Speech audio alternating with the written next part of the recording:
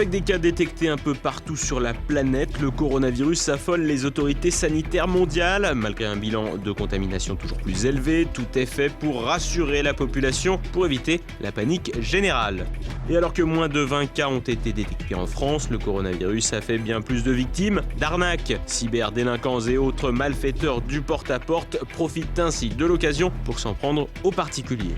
Comme chaque année, la cérémonie parodique des Bobards d'Or a récompensé les meilleurs mensonges de la presse mainstream. TV Liberté était sur place. Madame, monsieur, bonsoir. L'épidémie de coronavirus prend toujours plus d'ampleur. Après s'être cantonnée à la Chine, le Covid-19 est désormais présent sur les 5 continents. Malgré une inquiétude toujours plus grande, les autorités du monde jouent l'apaisement sans que l'on connaisse réellement les limites du virus. Plus de 80 000 contaminations et 2761 morts recensés à ce jour. L'épidémie de coronavirus affole les compteurs. Si plus de 98% des décès se sont produits en Chine, principalement dans la région du Hubei, épicentre de l'épidémie, le Covid-19 est désormais un peu partout. En effet, au moins un cas a été recensé en Asie, en Europe, en Afrique, en Amérique du Nord et désormais en Amérique du Sud. D'ailleurs, le nombre quotidien de nouvelles personnes contaminées ailleurs dans le monde est désormais supérieur à celui enregistré officiellement en Chine.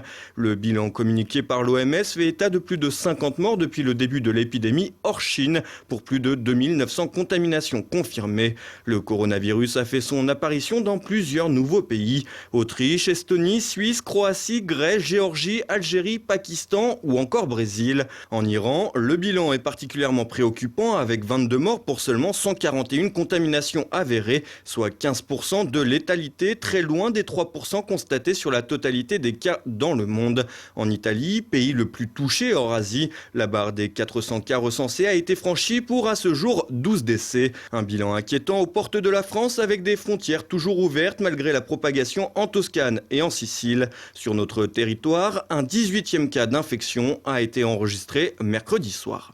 Il y a un 18e patient qui a été diagnostiqué positif pour le coronavirus. Il s'agit de l'épouse du patient actuellement hospitalisé à Annecy, et la détection systématique du virus a permis d'identifier que cette épouse du patient hospitalisé à Annecy était positive pour le coronavirus. Son état de santé n'est pas inquiétant, mais elle est évidemment hospitalisée et isolée au même titre que les autres malades. La France compte désormais 12 patients guéris, 4 hospitalisés et 2 décédés depuis l'apparition de ce virus le 24 janvier dernier. Ce jeudi, Emmanuel Macron s'est rendu à l'hôpital de la Pitié-Salpêtrière à Paris, où est décédé la veille le premier Français victime du coronavirus. C'est la première fois que le chef de l'État consacre une visite à cette crise sanitaire. À cette occasion, il s'est dit prêt à affronter au mieux une épidémie qui arrive. Le ministre de la Santé, Olivier Véran, fraîchement arrivé pour succéder à Agnès Buzyn, a par ailleurs annoncé avoir décidé de déstocker 15 millions de masques anti-projection présents dans les stocks constitués par l'État pour qu'ils soient distribués dans les pharmacies et les hôpitaux aux professionnels de santé et aux personnes à risque. Un dispositif de prévention qui laisse planer le risque d'une propagation rapide du virus en France. De son côté, le ministre de l'Éducation nationale, Jean-Michel Blanquer, a écrit lundi au rectorat pour relayer les consignes du ministère de la Santé qui recommande que les élèves revenant de ces zones ne soient pas envoyés dans les établissements scolaires et restent chez eux. Il a même affirmé que tout était prêt pour déclencher de l'enseignement à distance massif. Un gouvernement en branle-bas de combat alors que dans le même temps, 3000 supporters de la Juventus de Turin ont pu assister au match de Ligue des Champions mercredi soir au Groupama Stadium de Lyon. De l'inquiétude donc, pour autant, tout est mis en œuvre pour rassurer la population afin d'éviter une psychose générale. Il n'y a toujours pas d'épidémie en France. C'est un premier point. Ça ne veut pas dire qu'il n'y a pas de risque épidémique. Et c'est la raison pour laquelle le gouvernement, le ministère de la Santé, le système sanitaire français se prépare à l'éventualité fort possible, je dois le reconnaître, qu'il y ait une épidémie en France. C'est la raison pour laquelle nous réalisons des commandes de masques, c'est la raison pour laquelle nous informons de manière extrêmement régulière les 800 000 professionnels de santé qui sont en contact, les 800 000 professionnels de santé qui sont en contact avec le ministère de la Santé. Et donc, nous avons des phases de préparation qui ne sont pas forcément visibles, mais qui sont systématiquement adaptées à la possibilité que cette épidémie se déclenche. Des milliers de professionnels sur le pied de guerre, pourtant les spécialistes autodéclarés n'arrivent pas à s'accorder sur le devenir de l'épidémie. Si certains tentent de calmer le jeu, d'autres avancent d'ores et déjà le terme de pandémie. Un terme pour le moment proscrit par les autorités sanitaires mondiales car il comporte un risque important en termes d'amplification de la peur. Ces divergences témoignent d'une chose, personne ne sait réellement ce qu'il adviendra du Covid-19. En revanche, une chose est sûre, les marchés financiers s'effondrent. Ce jeudi, la bourse de Paris a débuté en fort recul, moins 1,98%, lesté par la propagation du coronavirus à de plus en plus de pays et les annonces des conséquences néfastes de l'épidémie sur les entreprises. Et le Covid-19 n'a pas que des conséquences sanitaires. Depuis que le virus est arrivé en France, certains profitent de la panique pour mettre en place certaines arnaques. Olivier Frère-Jacques. Profiter de la panique pour faire un peu d'argent, c'est le credo des petits et gros malfrats qui surfent sur la vague coronavirus. Des arnaques prolifèrent ainsi sur l'Internet, profitant des envois officiels de courriers électroniques. Ainsi, lundi, des parents d'élèves ont reçu des mails les invitant à prendre des précautions particulières. Une initiative ministérielle qui a inspiré des petits cyberdélinquants, lesquels ont notamment envoyé des mails siglés OMS, pour l'Organisation mondiale de la santé, afin de pirater des comptes de particuliers pour pouvoir stocker des données ou faire des achats via leur compte. À ces menus larcins s'ajoutent d'autres arnaques plus choquantes pour les victimes bien souvent âgées. En Italie, des malfrats ont ainsi joué le tour de la fausse visite, profitant de l'inquiétude de nombreuses personnes. La méthode est simple, se faire passer pour des émissaires d'établissements sanitaires comme la Croix-Rouge et gagner la confiance des particuliers, pénétrer chez eux, et pendant qu'un des malfaiteurs mobilise l'occupant en discutant avec lui par exemple, l'autre en profite pour le détrousser. Une variante plus violente consiste à entrer de la même manière, puis de séquestrer la personne pour être tranquille le temps de la détrousser. De pareils cas existent depuis des décennies, avec des bandits se faisant passer pour des agents EDF ou des policiers. L'occasion faisant le larron, le filon coronavirus crée l'opportunité idoine pour de tels coups. À ces arnaques pénalement répréhensibles s'ajoutent d'autres arnaques indirectes, celles-ci. Se multiplie ainsi la vente en ligne de produits plus ou moins bidons pour faire face au Covid-19, des produits dérivés allant de la lessive aux vitamines en passant par des tests et des désinfectants.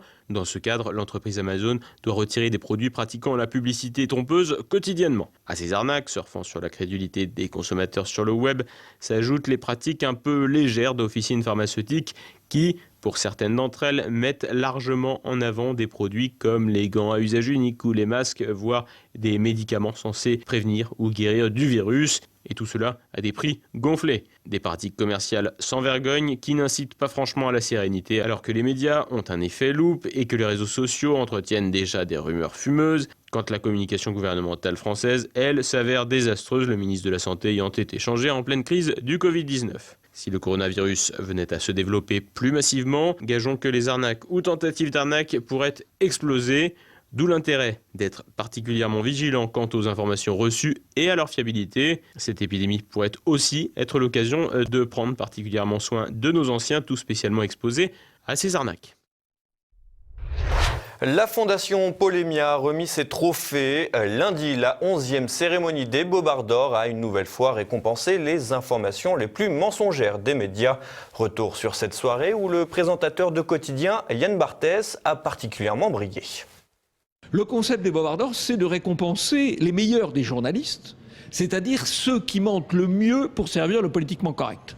Et cette année, figurez-vous que nous avons parmi les candidats des lauréats distingués comme le meilleur journaliste de l'année par CNN, des candidats déclarés comme le meilleur journaliste par la presse allemande, et nous avons même un prix Albert Londres qui est candidat au Bobard. C'est un journaliste, un grand reporter du Monde. Donc vous voyez, il y a du beau linge parmi nos candidats. Ils sont sélectionnés, je crois, dans les écoles de journalisme, non pas pour dire ce qui est, mais pour dire ce qui est bien, ce qui va dans le bon sens, ce qui va dans le sens politiquement correct, et par conséquent, ils sont sélectionnés pour bobarder. Eh ben, je suis là pour avoir confirmation de ce que je pense déjà des médias, c'est-à-dire qu'ils sont complètement corrompus et qu'ils donnent des mauvaises et des fausses informations. Oui, c'est une soirée très amusante qui nous permet de rire un peu des déboires des journalistes et nous remémorer tout ce qu'on a pu entendre comme fadaises pendant toute l'année. C'est toujours bon. Je pense que c'est aussi un événement qui permet de montrer en fait tout le travail qui est réalisé par Jean-Yves Le Gallou et par son réseau, justement pour réinformer les Français et aussi pour mettre en danger en fait l'information et le mensonge qui est créé par les médias français.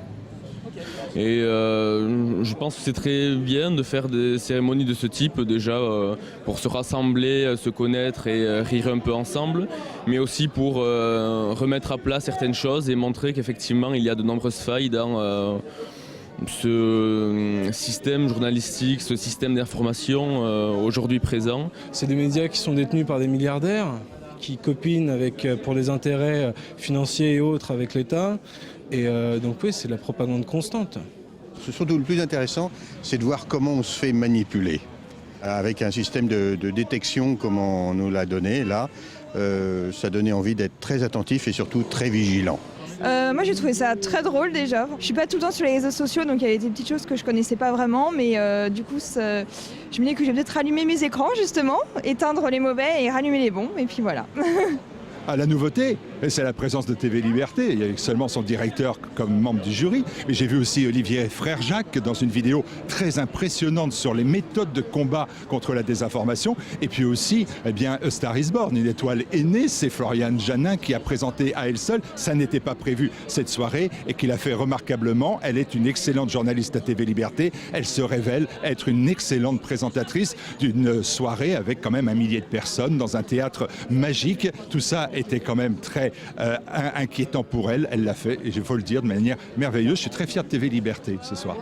Alors j'ai abordé 2 sujets, un par une vidéo qui est une nouvelle offensive directe et indirecte contre la liberté d'expression et même la liberté d'opinion, qui sont les Sleeping Giants, ces anonymes qui veulent assécher financièrement les médias alternatifs. Et par ailleurs, j'ai voté aussi pour un bobard, qui est le bobard antique, un bobard de France Culture, qui expliquait que si les statues qu'on trouve dans nos musées étaient blanches, c'était pour marquer le suprématisme blanc, ce qui est un ridicule achevé, puisque ces statues, auparavant, étaient de couleur. Elles étaient, de même que le Parthénon était peint, de même que la plupart des fresques dans nos cathédrales étaient peintes. C'est Xavier Dupont de Ligonnès, son arrestation prématurée en Écosse il y a quelques mois, et puis l'emballement médiatique qui en a suivi. C'est le Parisien qui a lancé l'info, faux scoop évidemment, c'est Jean-Michel de Cugis, il faut bien retenir ce nom surtout pour notre milieu, puisqu'il va sortir le 15 avril un livre, La République en péril. Évidemment la République est en péril pas à cause des djihadistes, pas à cause des islamistes, pas à cause des antifas, mais à cause de l'ultra-droite, c'est nous. Et c'est lui qui a sorti ce scoop pourri et vaseux, qui a été repris comme une traînée de poudre par toute la presse, évidemment la presse mainstream, le Parisien, AFP, Le Monde. Et vous pouvez retrouver le palmarès complet de la soirée sur le site bobard-d'or.fr. Et tout de suite, on retrouve Olivier Frère-Jacques pour l'actualité en bref. Incendie mortel à Strasbourg, 5 personnes ont trouvé la mort dans la capitale alsacienne dans la nuit de mercredi à jeudi dans un immeuble de 7 étages situé à proximité de la gare de la ville. 7 personnes ont par ailleurs été hospitalisées parmi les 23 évacuées du bâtiment. C'est un problème de système électrique qui serait à l'origine du drame et 2 personnes ont été placées en garde à vue pour effectuer des vérifications. Les victimes auraient péri en se rendant dans les couloirs de l'immeuble dans un mouvement de panique intoxiqué par la fumée. Le monde universitaire médical s'illustre une nouvelle fois par l'ignominie. À l'université Paris-Descartes, une affaire de trafic de corps n'en finit plus de défrayer la chronique. En novembre, la faculté était pointée du doigt par le journal L'Express pour son centre de dons qui accueillait des milliers de dépouilles dans des conditions indignes. Parmi les graves négligences, on retrouve notamment les pannes de réfrigérateurs dans lesquels sont stockés les morts en plein été, ou encore des amoncellements scabreux de cadavres nus, démembrés, les yeux ouverts, les bras pendants ici et là, tantôt noircis, tantôt grignotés par des souris. Une centaine de personnes appartenant aux familles des défunts donateurs de leur corps se sont regroupées et ils étaient quelques dizaines à manifester jeudi matin pour exprimer leur colère devant la faculté. L'université serait par ailleurs sourde aux appels des familles et 32 d'entre elles ont déjà porté plainte. Cette affaire pose une nouvelle fois la question de l'utilité de brader son corps à un corps médical lui-même souvent bien peu soucieux de l'être humain de sa conception à sa mort et semble-t-il même après sa mort, comme en témoigne cette sinistre affaire. Municipal 2020, rien ne va plus. Faites vos jeux. Ce jeudi 27 février était le dernier jour de dépôt des listes électorales pour les élections municipales des 15 et 22 mars prochains. Les derniers déposants avaient jusqu'à 18h pour remettre leur formulaire de déclaration de candidature et leurs attestations d'inscription sur les listes électorales en préfecture. Il reste à présent une quinzaine de jours aux candidats pour tirer leur épingle du jeu et aux électeurs pour choisir leur vote ou, corollaire de ce fameux droit de vote, s'abstenir. Pirouette, cacahuète, c'est fini. L'auteur de la comptine pour enfants, Gabrielle Grandière, est morte mardi 25 février, dans l'année qui devait faire d'elle une centenaire. Née en 1920, elle revendiquait la maternité de la comptine qu'elle aurait écrite en 1953 alors qu'elle était institutrice à Alençon dans l'Orne. Sa version originale ne comprenait cependant pas les deux couplets « Le beau fil est cassé » et « Un avion à réaction » que l'auteur trouvait ridicule et que l'on retrouvera dans la version de Dorothée. La comptine a d'ailleurs été popularisée notamment par l'animatrice télévisée et par Sylvie Vartan. Gabrielle Grandière ne sera jamais créditée de son œuvre et faute de preuve de sa propriété de la comptine, elle ne put jamais la déposer à la SACEM. Gabrielle Grandière était également violoniste et avait écrit plusieurs romans et un recueil de poésie. Il était un petit homme, pirouette, cacahuète. Il était un petit homme qui avait une drôle de maison, qui avait une drôle de maison. Et dans un instant, les idées à l'endroit. Alain de Benoît et ses invités se penchent sur l'œuvre et la personnalité du philosophe, poète et peintre italien Julius Evola. Et Evola est dans l'école pérennialiste un mouton noir à divers égards. Et en fait, je pense qu'il est vraiment atypique, et notamment sur cette question du cycle. Je pense que si on lit avec vraiment attention Révolte contre le monde moderne, on s'aperçoit qu'Evola a une vision beaucoup moins systématique que celle d'autres pérennialistes, notamment le chef de l'école Guénon, de la chose. Je pense que les cycles se présentent comme des possibilités qui ont un lien avec la logique intérieure des sociétés humaines. Et effectivement, à partir d'un certain nombre d'effets de cliquet, on est pris dans ce que Platon appelait l'anacyclosis. Mais en lisant Evola, on s'aperçoit que chez lui, il n'y a pas ce déterminisme. Je le pense sincèrement, même s'il a pu varier.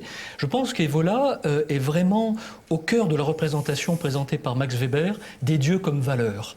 Et quand Max Weber parle de la lutte axiologique comme d'une guerre des dieux, eh bien je crois que là, on est au cœur de l'œuvre d'Evola. Et ce soir, retrouvez Immédiat. Jean-Yves Le Gallou et Nicolas Faure évoquent le traitement médiatique du coronavirus et l'anicroche entre SOS Racisme et Jean Messia. Également au programme, un nouveau numéro de Synthèse. Roland Elie reçoit Vincent Vauquelin, président du parti Dissidence française. Et tout de suite, mes libertés politiques avec François Billot de Lochner. C'est maintenant la fin de cette édition. Merci de votre fidélité. Demain, vous avez rendez-vous avec Olivier Frère-Jacques. Bonsoir.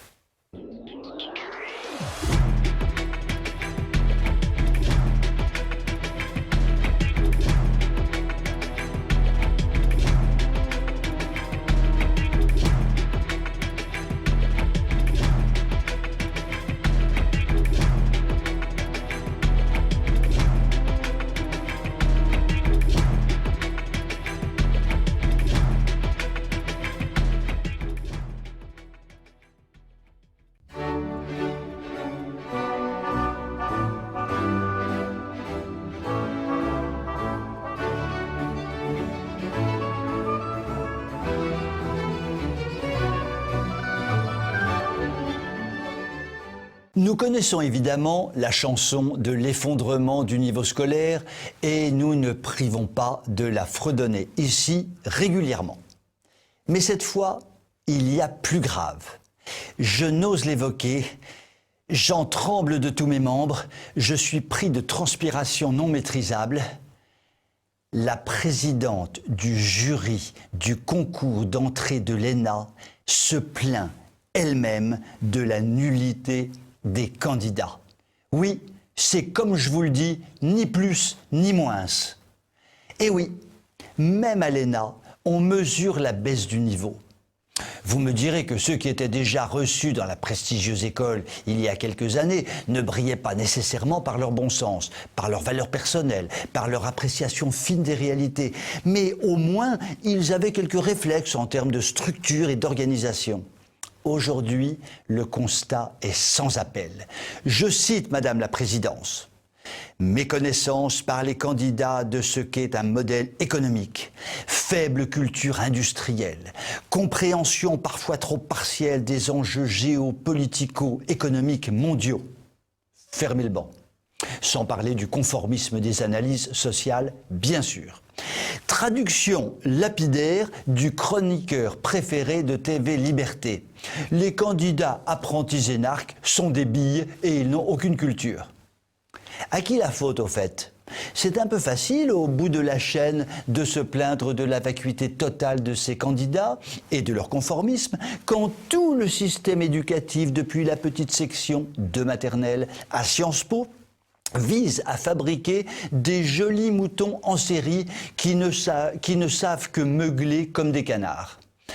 Pour lutter contre tout cela, le remède est bien connu, mais nos élites de la Ve République en général et de la macronitude en marche actuellement se refusent délibérément de l'administrer. Le remède est d'une simplicité enfantine, injecter dans l'enseignement une bonne dose d'histoire, une grosse dose de culture générale et chaque soir une décoction de culture classique. Toutes choses qui permettent de rééquilibrer dans les neurones le taux de liberté de pensée, de finesse et de compréhension du monde. Mais ne nous y trompons pas. Si l'ordonnance est d'une simplicité biblique, sa mise en œuvre relève de l'exploit par les temps qui courent. Vous pouvez m'écrire si vous le voulez. À très bientôt.